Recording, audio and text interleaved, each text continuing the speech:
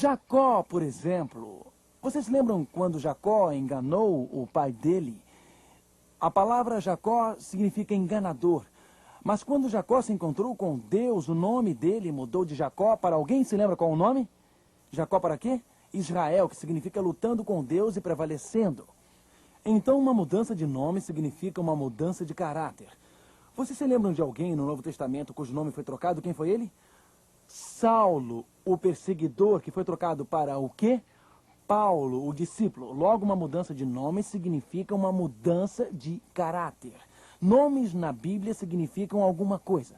Por exemplo, nós já vimos o que o nome Daniel significa. Daniel significa Deus é meu juiz. Então, durante todo o seu cativeiro em Babilônia, durante todo este processo de lavagem cerebral, durante todo o tempo em que o rei tentou influenciar a sua mente, Daniel apenas dizia: meu nome é Daniel, Deus é meu juiz, Deus está no trono, Deus consertará todas as coisas. E não o rei Nabucodonosor, mas Nabucodonosor tinha de fazer alguma coisa e ele fez, mudou o nome deles. Daniel capítulo 1, verso 6. Entre eles se achavam dos filhos de Judá, Daniel, Ananias, Misael e Azarias. O chefe dos eunucos lhes pôs outros nomes. Pensei que já tinham nomes: Daniel, Ananias, Misael e Azarias. Por que mudar os nomes? Para mudar a identidade deles. Ele deu nomes que correspondiam aos nomes dos deuses pagãos da Babilônia. Verso 7. E o chefe dos eunucos lhes pôs outros nomes. A saber, a Daniel pôs o de Beltesazar. O nome Beltesazar significa o guarda dos tesouros escondidos de Bel.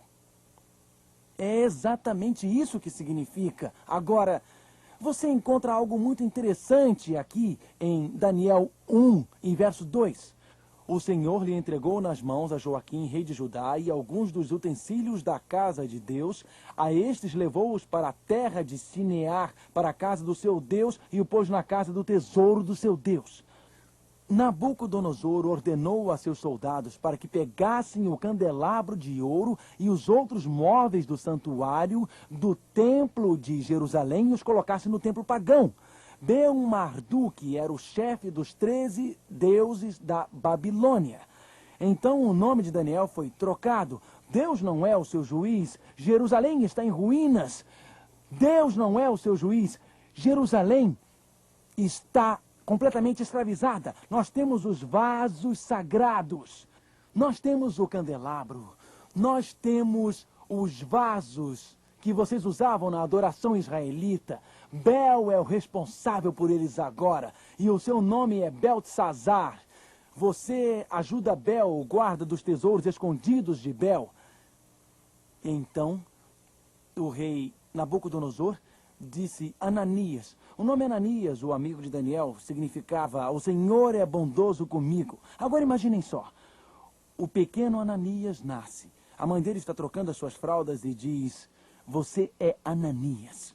Ela sussurrava no ouvido: nunca esqueça que você é Ananias. O Senhor é bondoso comigo. Se eu tiver fartura para comer, o Senhor é bondoso comigo. Se eu estiver na pobreza, o Senhor é bondoso comigo. Se eu estiver em cativeiro na Babilônia, o Senhor é bondoso comigo. Eu acho que aquelas mães eram muito inteligentes. O que você acha? O nome da criança indicava algo no seu caráter. Toda vez que a criança dissesse eu sou Ananias, o Senhor é bondoso comigo. Bom, Nabucodonosor sabia que desta forma não conseguiria nada. Então Nabucodonosor disse: Sadraque, não será mais o Senhor é bondoso comigo, mas inspiração do sol. É o Deus do sol que brilha bondosamente sobre você. E então, de Misael, que significa semelhante a Deus. Qual o nome em inglês que se parece com Misael? Michael. Você sabe o que Michael significa? Lembre-se que toda vez que no final tem um EL, é um tributo ao nome de Deus. Então, Michael significa aquele que se parece com Deus, aquele que tem paciência, bondade, amor, com o caráter de Deus. Misael, qualidades semelhantes à de Deus. Isto nunca dará certo, disse Nabucodonosor. Então ele disse: seu nome tem de mudar de Misael para Mesaque, o servo da deusa de Sheba. Então, todos os nomes mudaram de um nome, revelando qualidades do caráter de Deus para as qualidades dos deuses pagãos. Azarias, o Senhor é meu ajudante. Nabucodonosor diz, adore este ídolo. Ele responde, Azarias, o Senhor é meu ajudante. Você nunca verá o seu pai ou sua mãe novamente. Você morrerá em cativeiro. O meu nome é Azarias. O Senhor é meu ajudante. Isto nunca daria certo no reino da Babilônia. Então Nabucodonosor trocou o nome dele de Azarias para Abidnego, o servo de Nebo. A mesa estava posta. A pressão para se conformar era enorme. A sociedade ao redor deles era materialista, voltada para o sexo, moralmente decaída. Uma geração levada pela emoção. E eles estavam sendo forçados e coagidos a se conformarem. Por que você acha que num livro chamado Daniel, Deus começa com uma história e não com uma profecia? Porque Deus sabe que no tempo do fim, a sociedade tentará fazer lavagem cerebral com seu povo. O Deus Todo-Poderoso não começa este livro com uma profecia arrasadora, uma profecia mortal que prediz eventos no futuro. Ele começa com um homem que está longe de casa. Um homem cujo coração não está na sociedade. Um homem num país estrangeiro. Um homem que sofre toda a influência para fazer o mal.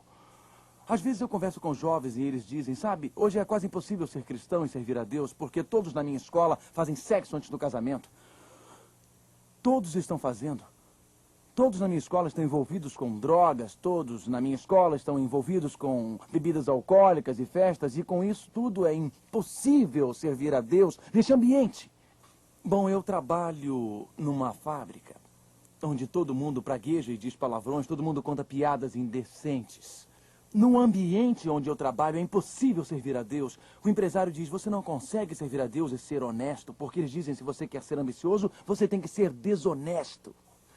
Daniel é o exemplo de um homem, numa sociedade corrompida e sem Deus, cuja mente poderia ter sido moldada pela sociedade.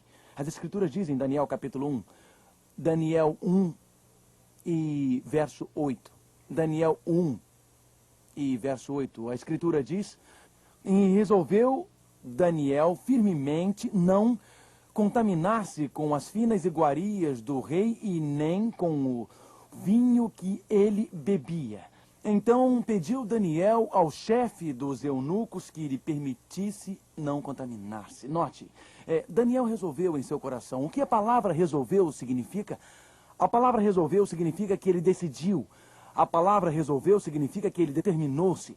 A palavra resolveu significa que ele escolheu. Daniel decidiu em seu coração. Daniel determinou em seu coração. Daniel escolheu no recôndito de sua mente. Na Bíblia, o termo coração, no Velho Testamento em particular, é um termo muito especial. O coração é o centro de ambos, o intelecto e a emoção.